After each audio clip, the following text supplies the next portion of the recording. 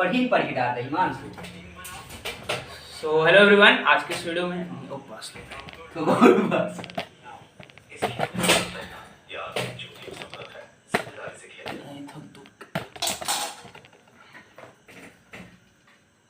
नमस्कार दोस्तों, मेरा नाम हिमांशु मिश्रा है और आज के इस वीडियो में पढ़ने वाले हैं अनुच्छेद के बारे में। कुछ ऐसे इंपॉर्टेंट अनुच्छेद हैं जिसके बारे में राष्ट्रपति का उल्लेख किया गया है और उनसे समस्त जो जुड़ी हुई शक्तियाँ रहती हैं या फिर उनका कार्यकाल रहता है। सो वो जो सब अनुच्छेद हैं वो उनके बारे में बताया जाएगा।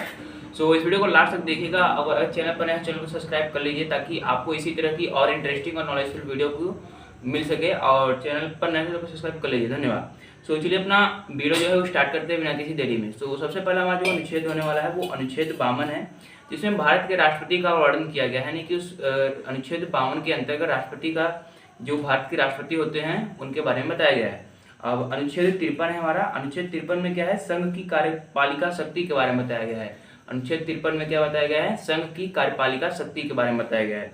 इसके बाद आता है अनुच्छेद 54। अनुच्छेद 54 में राष्ट्रपति का निर्वाचन कैसे होता है इसका पूरा प्रोसेस समझाया गया है।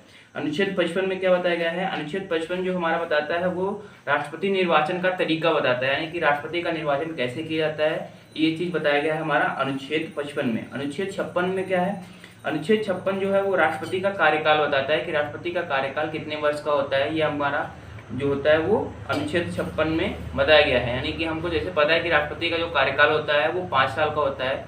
सो ये जो 5 साल का कार्यकाल है ये कहाँ से पता लगाया गया है, ये अनुच्छेद 56 के अंतर्गत इसको वर्णन किया गया है। सो वहाँ से हमें पता लगा कि ये राष्ट्रपति का जो कार्यकाल होता है वो 5 वर्ष का होता है।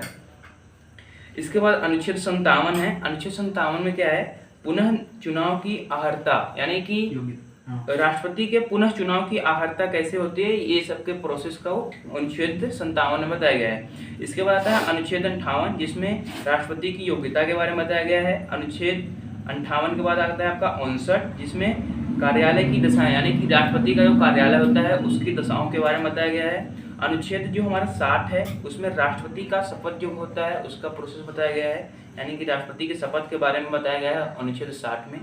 इसके बाद आता है अनुच्छेद नंबर 61, जिसमें महाभियोग प्रक्रिया बताई गई है। महाभियोग प्रक्रिया का पूरा चीज जो है वो अनुच्छेद 61 में वर्णन किया गया है। इसके बाद अनुच्छेद 62 आता है आपका रिक्त पद पर चुनाव कराना, यानी कि राष्ट्रपति के रिक्त पद पर चुनाव कराना, ये जो है आपका वो अनुच्छेद 62 में बताया गया है।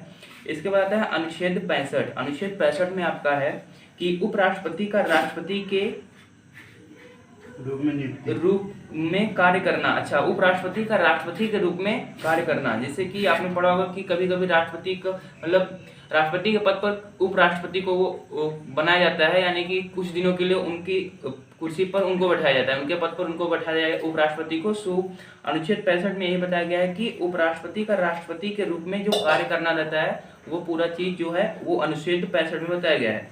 इसके बाद आता है आपका अनुच्छेद नंबर 71, जिसमें राष्ट्रपति के चुनाव संबंधी मामलों को विवरण किया गया है। अनुच्छेद 72 में आपका यहाँ पे क्षमादान, शक्ति, दंड और यहाँ पे क्या था, माफी कम करना, ये जो पूरा होता है कि क्षमादान करना या फिर शक्ति यानी कि किसी को दंड देना और माफी मांगना, ये जो काम करता है राष्ट्रपति के मतलब ये सब जो राष्ट्रपति को शक्तियाँ प्रदान की गई हैं ये अनुच्छेद 72 के अंतर्गत प्रदान की गई हैं।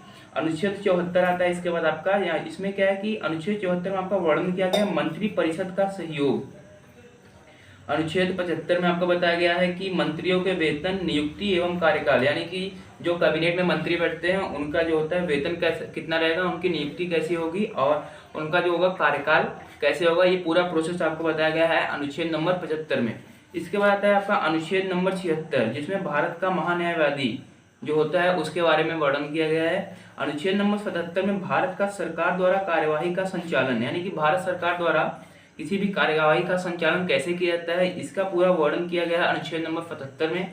इसके बाद आता है अनुच्छेद नंबर 78, जिसमें प्रधानमंत्री का दायित्व राष्ट्रपति को सूचना देना, ये दोनों चीज के बारे में यहाँ पे अनुच्छेद नंबर 78 में बताया गया है कि प्रधानमंत्री का दायित्व क्या होता है और राष्ट्रपति को सूचना देने का जो है प्रोसेस वो क्या होता है, वो आपका अनुच्छेद नंबर 78 में वर्णित किया गया है।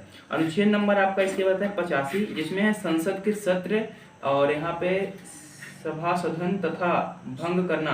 संसद के सत्र को संसद का सत्र का कितना मतलब कितने दिनों का होता है, और सभा को जो होती है संसद को भंग करने का पूरा क्या होता है, प्रोसेस क्या होता है, उसको अनुच्छेद 85 में यहाँ पे बताया गया है। इसके बाद आता है अनुच्छेद नंबर 111, जिसमें संसद द्वारा पारित विधायक पर सहमति प्रदान करना है। यहाँ पे हाँ, विधायक पद पर सहमति प्रदान करना है, यानी कि इसमें जो होते हैं कि विधायक पद पर जो जिसको चुना जाता है उसको सहमति प्रदान करने के लिए जो होती है वो संसद विधायक पत्र हुई, विधायिका पत्र जो लेके जा।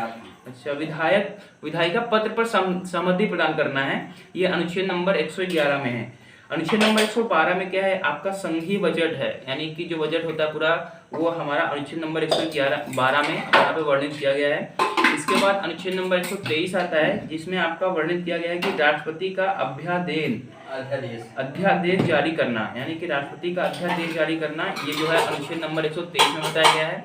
एंड अनुच्छेद नंबर 143 में आपका सर्वोच्च न्यायालय से सलाह, यानी कि सर्वोच्च न्यायालय से सलाह जो है पूरा प्रोसेस, ये आपका अनुच्छेद नंबर 143 में बताया गया है। अब देखिए कहाँ बोली। तो ये पूरा जो था ये यहाँ पे अनुच्छेद के बारे में मैंने आपको बताया, जिसमें कि यहाँ पे सभी अनुच्छेद को मैंने इस वीडियो में इंक्लूड नहीं किया हुआ, जो कुछ इंपॉर्टेंट थे उनको मैं अभी आपको बताया है, और बचे हुए जो अनुच्छेद रहने वाले हैं वो मैं कभी भी अगले वीडियो में कवर कर लूँगा। सो आप इस वीडियो को बार बार देखिए, ताकि ये जो आपका पूरा कॉन्सेप्ट है, यानी कि जो अनुच्छेद है आपको लर्न हो जाए, यानी कि आपके दिमाग में बैठ जाए। सो मिलते हैं किसी और वीडियो में, तब तक के लिए राधे राधे, जय श्री राम।